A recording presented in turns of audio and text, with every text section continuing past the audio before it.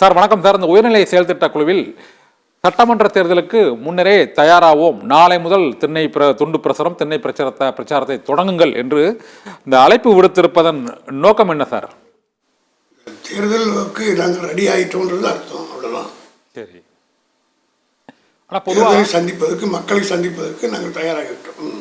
ஆனால் பொதுவாக இப்போ தற்போது இந்த கூட்டணி ஒரு ஒற்றுமையாக திமுக கூட்டணி தொடர்ந்து ஒரு 2-3 தேர்தல்களில் இருக்கக்கூடிய நிலையில் இப்போ இந்த 2026 தேர்தலுக்கு ஒரு 1.5 ஆண்டுகளுக்கு முன்னராகவே நாம் இந்த உயர்நிலை செயல் திட்ட குழு கூட்டத்தில் ஒரு முக்கிய தீர்மானமாக தேர்தலுக்கான நடவடிக்கைகளை இப்போதே தொடங்குங்கள், 2026ஆம் ஆண்டு ஆட்சி அமைப்பது உறுதி என்ற ஒரு கருத்தையும் கூறி அதற்கு இப்போதே பரப்புரையை தொடங்குங்கள் என்று கூறியிருப்பது, இந்த கூட்டணியில் ஏதாவது மாற்றம் ஏற்படும் என்றோ அல்லது புதிய கட்சிகளின் வருகையால் அல்லது புதிய கூட்டணிகள் உருவாவதற்கான வாய்ப்பு இருக்கக்கூடிய நிலையில் திமுக கூட்டணியை அப்படியே தக்க வைத்து அடுத்த தேர்தலை சந்திப்பதற்கான ஒரு முன்னோட்டமாக இந்த உயர்நிலை செயல் திட்ட குழு தீர்மானத்தை நம்ம பார்க்கலாமா சார்? திமுக உயர்நிலை செயல் கூட்டம் என்பது வழக்கமாக நடைபெறுகிற ஒன்றுதான். சரி. நாடாளுமன்ற தேர்தல் முடிந்த பிறகு இதான் முதல் கூட்டம் நடக்கிறது. இன்னும் ஒரு 15-16 மாதம் தான் இருக்கு மொத்தமே தேர்தலுக்கு.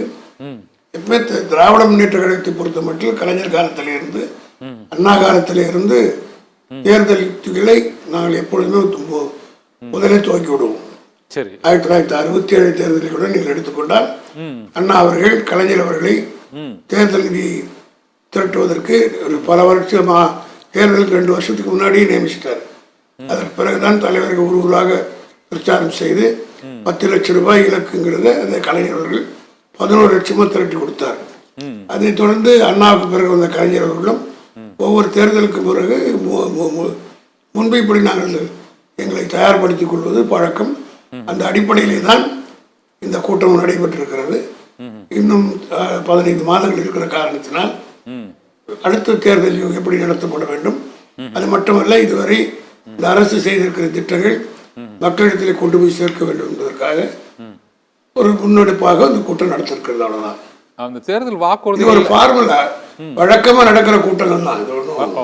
ஒன்றும் இல்லைன்னா சட்டமன்ற தேர்தலுக்கு தயாராகும்னு சொல்லிட்டு நாளை முதலே அந்த பரப்புரையை ஆரம்பிச்சிருக்குன்னு சொன்ன ஒன்று தான் நான் இந்த கேள்வியை இந்த சிறப்பு விவாதத்துக்கே நம்ம அந்த அழைப்பு விடுத்தோம். இவ்வளவு விரைவாகவே, அதாவது சீட்டு கூட்டணி பேச்சுவார்த்தைகள்லாம் இன்னும் பல மாதங்கள் இருக்கிறது. தேர்தல் அறிவித்த பிறகு அந்த இது போன்ற நடவடிக்கைகள் தொடரும். ஆனால் கூட்டணிக்கும் ஒரு கட்சியினுடைய ஒரு கட்சியினுடைய செயல்பாட்டுக்கும் கூட்டணிக்கு சம்மந்தமே கிடையாது. சரி. நாம் ஒரு கூட்டணின்றது தலைவர் தேர்தலுக்கு முன்னாடி அமைக்கப்படும். இப்போ எங்க கூட்டணி ஸ்டடியா நீங்க முன்னாடி சொன்னது மாதிரி 2019 இருந்து எந்த விதமான டிஸ்டர்பன்ஸ் இல்லாம தொடர்ந்து போயிட்டே இருக்குது. அது ஒரு பக்கம் இருந்தாலும் எங்களுடைய செயல்பாட்டை நாங்கள் ஒரு ரிவ்யூ பண்றது தான். இது ஒரு அரசியல் கட்சியில நான் ஒவ்வொரு பீரியாடிக்கெல்லாம் ரிவ்யூ பண்ற மாதிரி இப்போ இந்த ரிவ்யூ மாதிரி எடுத்து இதுவரை நம்ம செஞ்சது என்ன, செஞ்ச பர்ஃபார்மன்ஸ் கொண்டு போய் மக்கள்கிட்ட எப்படி சேர்த்துருக்கோம், எப்படி சேர்ப்பது, அதுக்குரிய விளக்கங்களை ஒரு தலைவருங்கிற முறையில்